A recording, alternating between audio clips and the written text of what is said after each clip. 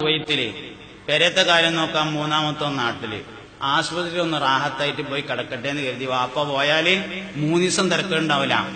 4-ാമത്തെ ദിവസം ഫോൺ എടുത്തിട്ട് മറവ് പോയിട്ട് ഇങ്ങനെ ഞെക്കിയിട്ട് വിളിക്കും, കുഞ്ഞോളെ കുഞ്ഞുട്ടിക്ക് ഒഴിവുണ്ടോ വാപ്പാന്റെ അടുത്തൊന്ന് വന്നിക്കാന്. അവനാന്റെ വാപ്പ ആശുപത്രി കിടക്കുമ്പോ ഒന്ന് പോയിക്കാ ഒഴിവില്ലാത്ത നമ്മളെന്തിനു പറ്റുക?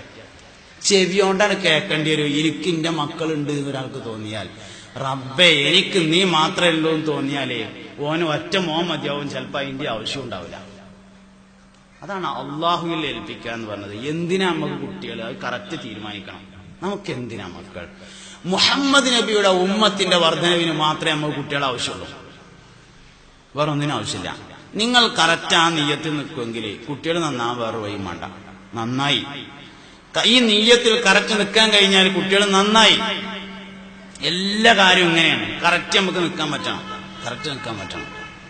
അതുകൊണ്ട് കാര്യങ്ങൾ അള്ളാഹുവിനെ ഏൽപ്പിക്കുക. അപ്പൊ ഒന്നാമതായി നമ്മളെ കൽബിക്ക് വരിക വയസ്സാവുമ്പോ നോക്കാന് എന്നാ. രണ്ടാമതായി പിന്നെ നമുക്ക് വരിക കുറെ സ്വത്തും മുതലൊക്കെ ഇല്ല, അതിനൊരു അനന്തരാവകാശം വേണ്ടേ? ആരാ പറഞ്ഞതിന് അവകാശമാണെന്ന്? നമ്മൾ മരിച്ചു കുറെ സ്വത്തും മുതലൊക്കെ അന്യാധീനപ്പെട്ടു, ഗവൺമെന്റ് കണ്ടു കെട്ടി. ഇന്ന് എന്ത് ചേമ്പ വരാനുള്ളത്? ഒന്നും വരാനില്ല. മക്കൾ ഉണ്ടായാലേ ബുദ്ധിമുട്ട് പോലെ. അതുകൊണ്ട് ഇങ്ങനെ തല്ലുകൂടി കണ്ടിക്കും. ആരെ പറഞ്ഞു അതിന് അനന്തരാവകാശമാണെന്ന്? അതിനൊന്നും കുട്ടികളെ വേണ്ട. കുട്ടികൾ വേണ്ടത് 120 വരി സ്വർഗത്തേക്ക് നിരന്നിങ്ങനെ നിൽക്കുമ്പോ ഓരോ വരിയിൽ ഓരോന്ന് 80 മുഹമ്മദ് നബിയുടെ ഉമ്മത്തേക്കാരം സല്ലല്ലാഹു അലൈഹി വസല്ലം.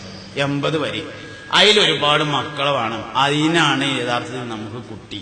ഈ നീയത്തിൽ അതാണ് ഉമർ റളിയല്ലാഹു അൻഹു വരുന്നത്. ഉമർ റളിയല്ലാഹു അൻഹു പറഞ്ഞത്, ഞാൻ ഇസ്ലാമിലേക്ക് വന്നതിന് ശേഷം മുഹമ്മദ് നബിക്ക് വേണ്ടിയല്ലാതെ എന്റെ ഭാര്യയുമായി ബന്ധപ്പെട്ടിട്ടില്ല. നബിയെ എനിക്ക് എന്റെ വാപ്പ ഖത്താബ് മുസ്ലിമാകുന്നതിനേക്കാൾ നിങ്ങളുടെ എളാപ്പ അബൂ ത്വാലിബ് മുസ്ലിമാകുന്നതാണ് ഇഷ്ടം. അള്ളാന്റെ റസൂല് ചോദിച്ചു, അല്ലയോ ഉമറേ, എന്റെ എളാപ്പ മുസ്ലിമാകുന്നത് നിന്റെ വാപ്പ മുസ്ലിമാകുന്നതിനേക്കാൾ നിനക്ക് ഇഷ്ടപ്പെടാൻ കാരണം എന്തേ? ഉമർ ബിൻ ഖത്താബ് റളിയല്ലാഹു അൻഹു പറഞ്ഞു, അള്ളാന്റെ റസൂലേ, അതാണല്ലോ നിങ്ങൾക്ക് കൂടുതൽ ഇഷ്ടം ഉണ്ടാകുക. ഇങ്ങക്ക് നിങ്ങളെ എളാപ്പ മുസ്ലിമാണല്ലോ കൂടുതൽ ഇഷ്ടം, അതുകൊണ്ട് അതന്നെയാണ് ഇന്റെ ഇഷ്ടം എന്ന് പറഞ്ഞു സയ്യിദുനാ ഉമർ ബിൻ ഖത്താബ് റളിയല്ലാഹു. അതുകൊണ്ട് മക്കൾ നന്നാവണം, അത് വലിയൊരു ആഗ്രഹമാണ്. അത് നമ്മളെ നിയ്യത്ത് ആദ്യം നന്നാക്കണം. അള്ളാഹു തൗഫീഖ് ചെയ്യട്ടെ.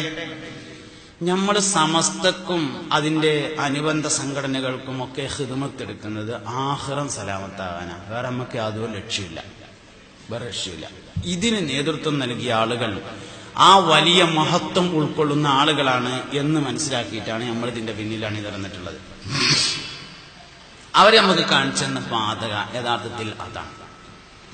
ബഹുമാനപ്പെട്ട സമസ്തയുടെ സ്ഥാപകൻ ബാഅലവി വരക്കൽ മുല്ലക്കോയ തങ്ങള് നമുക്ക് വളരെ വലിയ നേതൃത്വം നൽകിയ മഹാനായ ശംസുൽ ഉലമ, ഇങ്ങനെയുള്ള വലിയ വലിയ മഹത്തുക്കൾ, അവരുടെ പിന്നിൽ നമ്മൾ ഇങ്ങനെ പോകുമ്പോൾ നമുക്ക് റൂട്ട് തെറ്റൂല. ഇതൊരു കറക്റ്റ് വഴിയിലൂടെയാണ് പോയിക്കൊണ്ടിരിക്കുന്നത്, കറക്റ്റ്. അതുകൊണ്ട് ഞാൻ പറഞ്ഞത്, മക്കളെ എല്ലാവരും സമസ്തയുമായി അടുപ്പിക്കണം. അത് വളരെ പ്രധാനപ്പെട്ട ഒരു കാര്യമാണ്. സമസ്തയുമായി അടുപ്പിക്കണം. കേരളത്തിലെ മുസ്ലിങ്ങളുടെയും അഹ്ലുസുന്നത്തി വൽ ജമാഅത്തിന്റെയും അവസാനത്തെ വാക്കിനെയാണ് സമസ്ത എന്ന് പറയുന്നത്. അതിനാണ് സമസ്ത എന്ന് പറയുന്നത്. സമസ്ത ഇവിടെ ഒരുപാട് ഖിദ്മത്ത് ചെയ്യുന്നുണ്ട്. അതൊന്നും നമ്മൾ എണ്ണി പറയേണ്ട കാര്യമൊന്നുമില്ല.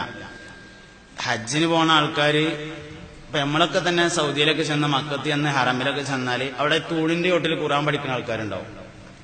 അവിടെ അങ്ങനെ ഉത്തരേന്ത്യയിൽ നിന്ന് വന്നവര് ഫാത്തിഹ ശരിയാക്കണ കാണാം. ഫാത്തിഹ അവർക്ക് തെറ്റാണ്. അല്ലെങ്കിലോ പാഠം കുൽഹുവല്ല, അതിൽ 3-4 തെറ്റെന്ന് പറഞ്ഞ മാതിരിക്കാരോ. ഫാത്തിഹ തന്നെ 5-6 തെറ്റുണ്ടാവും.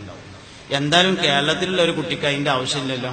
തമിഴ്നാട്ടിൽ കൂടെ സിയാറത്തിന് പോകുമ്പോ നല്ല തലകെട്ടും താടിയും നീളം കുപ്പായുള്ള ആൾക്കാര് റോഡ് സൈഡിൽ ഇരുന്നിട്ട് മൂത്രയിച്ചാലും മനരിക്കാൻ നീച്ചു പോകും. ഓൽക്ക് അറിയില്ല മൂത്രയിച്ച എന്താ വേണ്ടതെന്ന്. നമ്മളൊരു 3-ാം ക്ലാസ് പഠിക്കണേ അല്ലെങ്കിൽ 2-ാം ക്ലാസ് പഠിക്കണേ 7 വയസ്സുള്ളൊരു മോനെ വിളിച്ചിട്ട്, മോനെ മൂത്രയിച്ച എന്താ ചെയ്യേണ്ടത് ചോദിച്ചാൽ വെള്ളം കൊണ്ട് മരിക്കണം എന്ന് പറയും. മോനെ വെള്ളം കിട്ടിയില്ലെങ്കിൽ എന്താ ചെയ്യാന്ന് ചോദിച്ചാൽ കല്ലുകൊണ്ട് മരിക്കണം എന്ന് പറയും. അത്രയും കറക്റ്റാണ്, അത്രയും കറക്റ്റാണ്.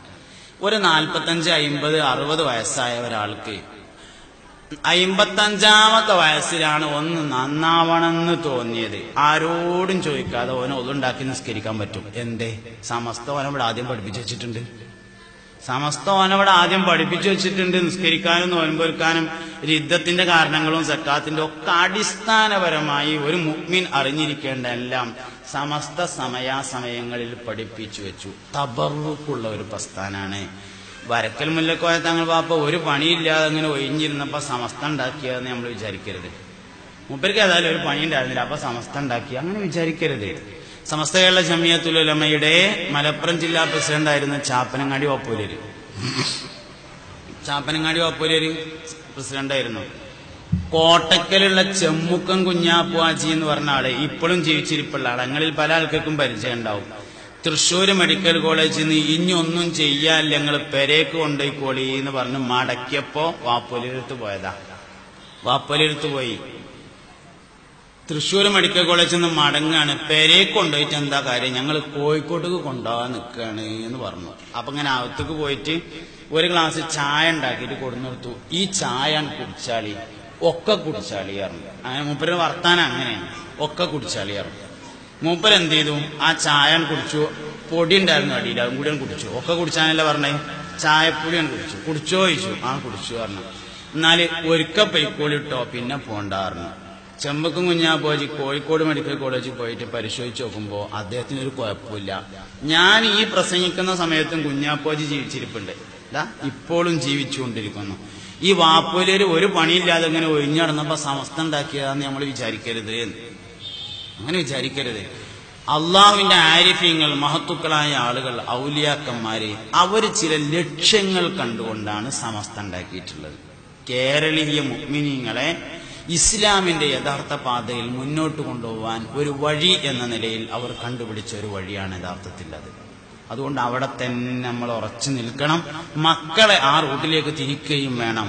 അത് സത്യപാതയാണ്, അത് ശരിയായ മാർഗമാണ്, അത് വിജയത്തിന്റെ വഴിയാണ്. അള്ളാഹു തൗഫീഖ് നൽകട്ടെ. സമസ്തയുടെ മണ്ണിറഞ്ഞ മഹത്തുക്കളുടെ കൂടെ അള്ളാഹു നമ്മളെല്ലാവരും സ്വർഗത്തിൽ ഒരുമിച്ച് കൂട്ടിത്തരട്ടെ. നമ്മളെ മക്കൾ അള്ളാഹു സാലിഹ്യങ്ങളിൽ ചേർക്കട്ടെ. ആമീൻ ബിറഹ്മതിക യാ അർഹമർ റഹീമീൻ.